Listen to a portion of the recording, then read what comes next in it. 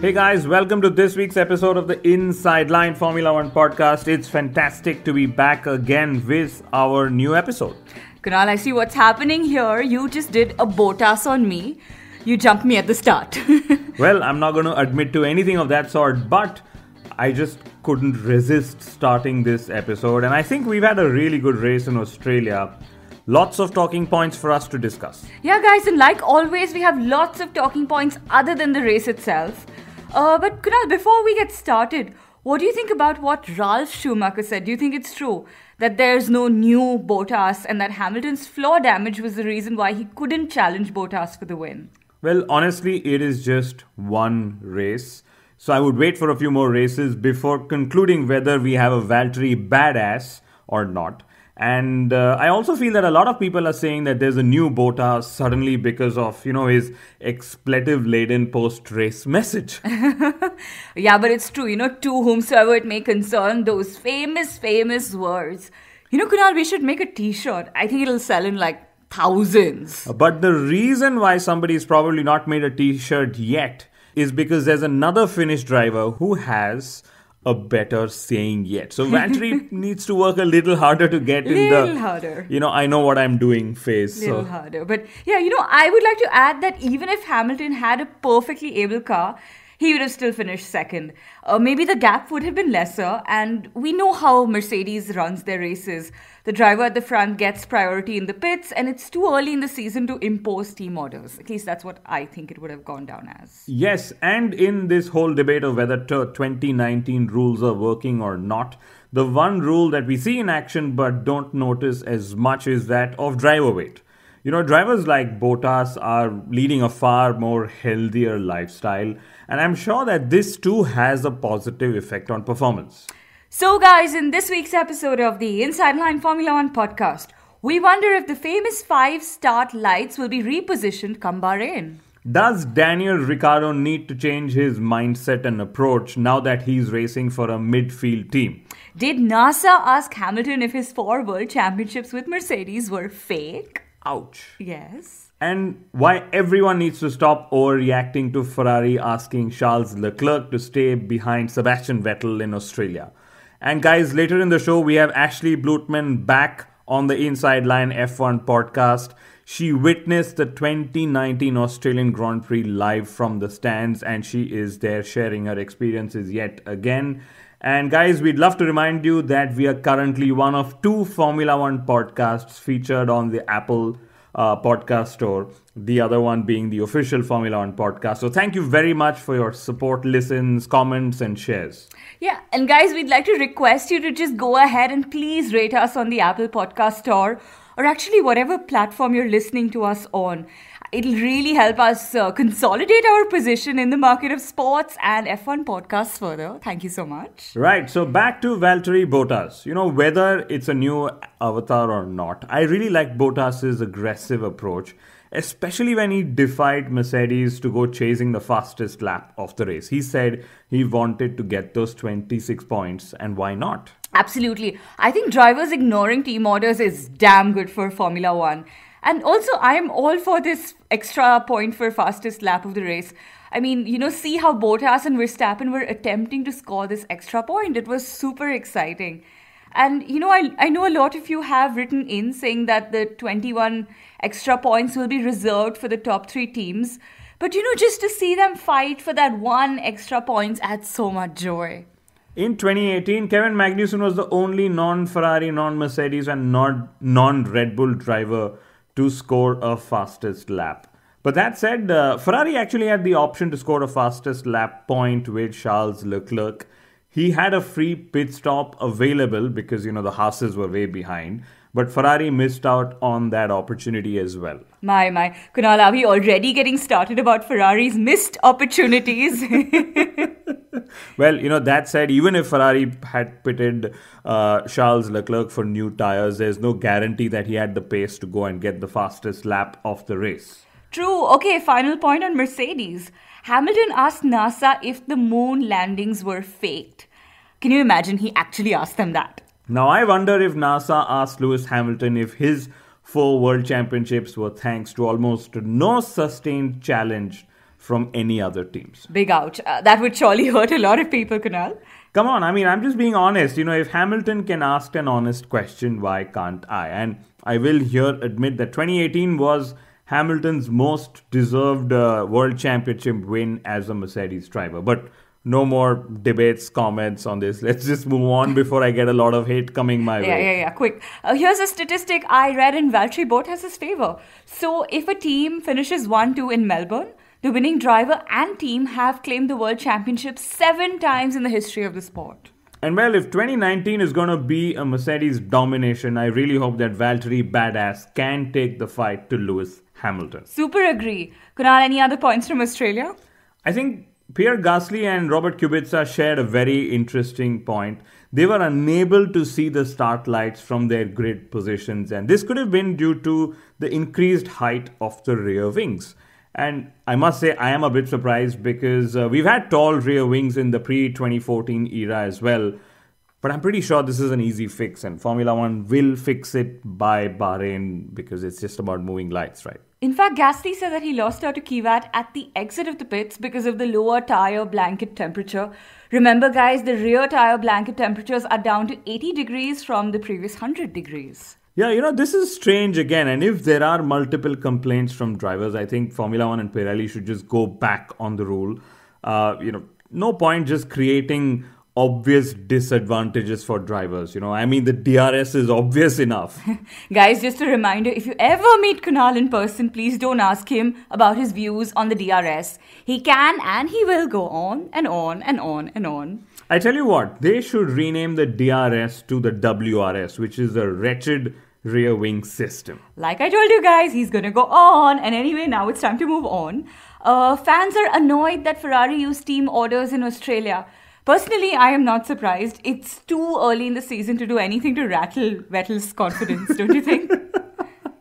Absolutely. And I was taken aback at Leclerc's radio message. He asked if he should stay behind Sebastian Vettel. I mean, that is such a negatively framed question. And firstly, he shouldn't have just asked. He should have just attacked. But we, of course, know why he didn't attack. And guys, I know that I'm being a little harsh on a driver who's battling at like over 300 kilometers per hour. And for who English isn't a primary language. But still, this is how I felt when I actually saw the incident. Yeah, Kunal, the next time you're interviewing Leclerc for our show, just let him hear your thoughts, I would say. Max Verstappen scored Honda's first podium since their return to Formula One. Now, that was unexpected. Promptly a few days later, fresh funding for the Dutch Grand Prix was announced. The local government will offer 4 million euros to bring Formula One to Max Verstappen's homeland. Yes, another European venue on the calendar means another race option for us to travel to and report from. But guys, remember, hold your horses. The 4 million euros isn't the full amount, and the final deadline to sign off the contract with Formula One is 31st of March. So let's please keep our fingers crossed that we have a Dutch Grand Prix, especially for all our Dutch listeners. Kunal, in fact, I think we should do a Red Bull Racing. Each time we talk of Max Verstappen, we should just somehow bring Ricciardo into the context. That's the only way they still go about glorifying. In fact, they're doing that with Pierre Gasly as well. They keep talking of how he was a better option and has more potential than Carlos Sainz Jr. They need to really stop making these comparisons. Yeah, speaking of Ricciardo and his debut with Renault, I honestly have mixed feelings about it. I mean, not just about his freak incident at the start, but then, the story that followed about Ricciardo being overworked due to his media and sponsor commitments. I think it's the first time that we've had an excuse coming from the Ricciardo camp for non-performance. Now, that is a bloody good observation. And I think Daniel Ricciardo will probably just have to change his mentality. He is no longer driving for a front-running team, and he will actually need to adapt to racing for a midfield team. I mean, he will have to be in Street Fighter mode at all the races, a mode that he's, well known for. And he will also have to be careful to not overdrive his car. I think he probably did that at the start in Melbourne. And let me put it this way. This is Ricciardo's home track. He should have known that that patch of uneven tarmac or grass or whatever it was existed. Yeah, I wonder how they also missed it during the track walk. Guys, but the sweetest message we got was from our 3-year-old goddaughter Zina. She lives in Sydney. She was watching the race in Australia and she asked us if Ricciardo would have cried after losing his nose. So sweet. It was actually a first Grand Prix viewing experience on television, and you guys can go over to our Facebook page and check out how excited she actually was. Kunal, we're doing a favor to Formula One, catching them young. But all in all, Renault and Ricciardo need to work doubly hard to ensure that they don't get forgotten in 2019. And of course, the British teams, Williams and McLaren as well, they need to work quadruply hard, I think. Will we ever see them nearer to the front again? Big question that we all, have pretty much every episode that we record. But we have to talk of Lando Norris. Hats off or helmets off to him for a brilliant lap in qualifying. McLaren sent out a release saying that they're launching a new e-store. Going by how Norris lost out on points despite starting P8, I think McLaren needs to launch a new car too. Zach Brown, I know you're listening. Well, Brown's friend Fernando Alonso has invested in Motorsport Games, a Brown-managed company. So, what nexus I'm trying to talk of here, guys. By the way, Fernando Alonso said that he could explore a return to Formula One after about 3 years. That means that he could return to Formula One to win world championships and races, hopefully, after he's crossed the ripe age of 40. 40 is the new 30, as they call it, but yeah. I'm wondering if he'd want to come back and race for his friend Brown, or if his friend Brown is still going to be around then. Who knows? Ouch, it's Formula One. That reminds me, since we're talking of the British teams, a big shout out to the University of Bristol Motorsports Society. We guys know you all love listening to our show. Thank you, Louis Munshi, for your fantastic comments on our Facebook page. We know you guys race in a series called the British Universities Karting, so all the best for the upcoming season. Good luck, guys. Right, Sergio Perez, he made a strong claim that could see the Strolls be pissed off at him already. This is despite, Lance Stroll beating Sergio Perez to the point scoring positions in Australia. Perez said that Racing Point is my project. And personally, I think the only two people who can make such a claim are the Strolls. But it was good to see Lance score points in Australia. He said he finally had a race car for himself. And I also noticed something very weird in Australia, and I don't know, we'll probably investigate more in Bahrain. So the drivers who qualified lower and ran the reverse tyre strategy benefited from the drivers who qualified higher and ran the conventional tyre choices. So what I mean is that, Danny Kivat, Lance Stroll, Pierre Gasly and the likes had better results in the race than Sergio Perez and Alexander Albon, thanks to their reverse tyre strategy. Reverse meaning they started on the mediums and then switched to the softs. That's very interesting, Kunal. Anyway, guys, it's now time for the famous, the fabulous What Wolff Said This Week section. So, Wolff said that Mercedes want the budget cap, but they want to know how the sport will police it. I think that's the moot point, honestly. Yes, all teams have different structures. Like, for example, Ferrari make engines, they make the chassis and everything else, while Haas just buys the engine and lots of other components from Ferrari. So, in a case like this, how would the sport ensure correct budgetary allocations? Also, what if Ferrari starts using Haas's budget?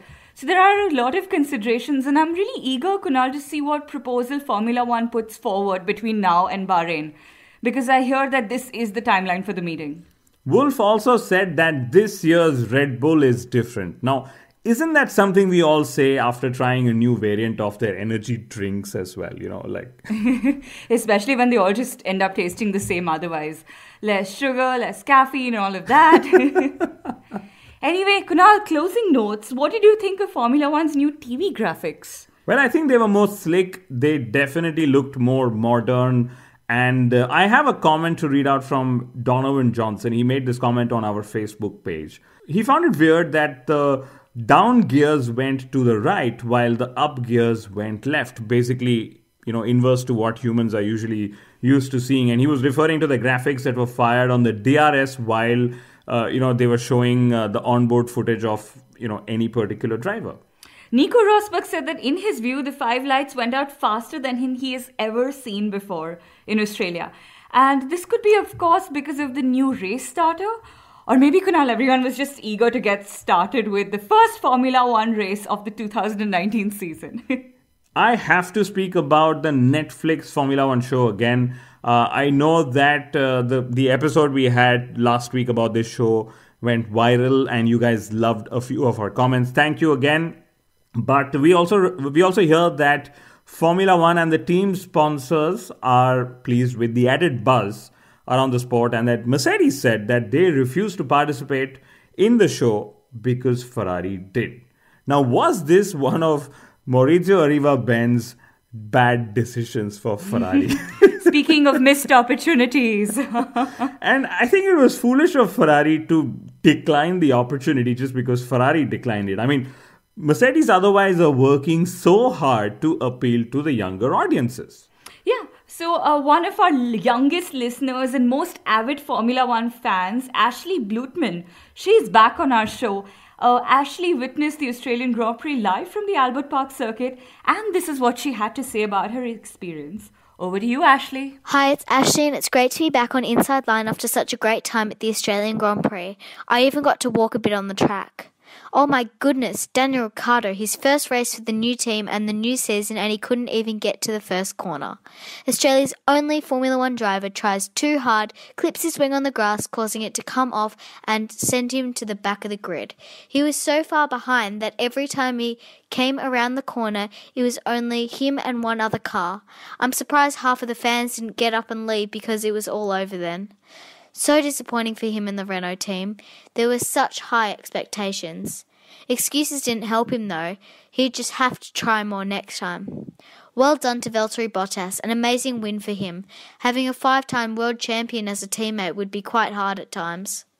Bottas had great pace all weekend and it was just his day last Sunday. He cruised through the race like he was still on holidays. It's exciting to see what he will bring to the table this season after such a fabulous start. Maybe Bottas can be a real competitor for Lewis this year. Great first race, Charles. He had great pace with Ferrari during the race and it was very close to Sebastian the whole time. At the end of the race, Charles' tyres were practically new compared to Sebastian's, but he wasn't passing him at any stage during the race. Was Charles on team order? It was the first time of the season and he might not have been allowed to even go full pace and try his best. How's that for a good race? I don't want to see Leclerc not being able to drive his hardest this season. It was a bit disappointing seeing Pierre Gasly's performance compared to Max Verstappen's. Pierre has the same car as Max, but he was not at all near Max's pace. He finished 11th, and Max finished 3rd. He couldn't even pass Kvyat in the Toro Rosso. I thought Red Bull was supposed to be the quicker team. Just to let you know, drivers, Lando Norris is one driver I'd be keeping an eye on. He did very well for McLaren and finished 12th. Last year, McLaren were finishing near the bottom, so Norris had definitely stepped it up, and it's only his first race ever in Formula One. I love experiencing the F1 in person. The 2019 F1 season opening at Federation Square was a fantastic way to showcase Melbourne. They introduced all the drivers and teams with a little video and then brought them out onto the stage. At the end, there was cannons going off with red confetti. There were so many fans and people wanting to come see the drivers and teams. Everyone was so enthusiastic and excited for this day. It was really incredible. Federation Square was so packed with fans waiting for their role models. I can't wait for another opening in Melbourne next time. I love watching it in my hometown. It's fantastic to see everything I normally know quite well transformed into this new and amazing track that 20 famous F1 drivers drive on. This year I was sitting at a great spot in the track, turn 6 and 7. It was a really good spot because their cars slowed down to turn the corner, showing us how good their cars were. I also thought the other activities the F1 organisers set up, like the Jaguar car circuit, were a great idea. Every year they just keep on improving the weekend and making it more enjoyable. It was such a great weekend, a great race and a fantastic start to the season. Bring on Bahrain! Thank you very much, Ashley. We always love hearing from you, especially of your trackside experiences. Let's really hope that Daniel Ricciardo's luck and form turn for the better from Bahrain. Ladies and gentlemen, that's it from us this week. Remember to tune in next week. We'll be back a few days before the 2019 Bahrain Grand Prix. Stay safe and drive well.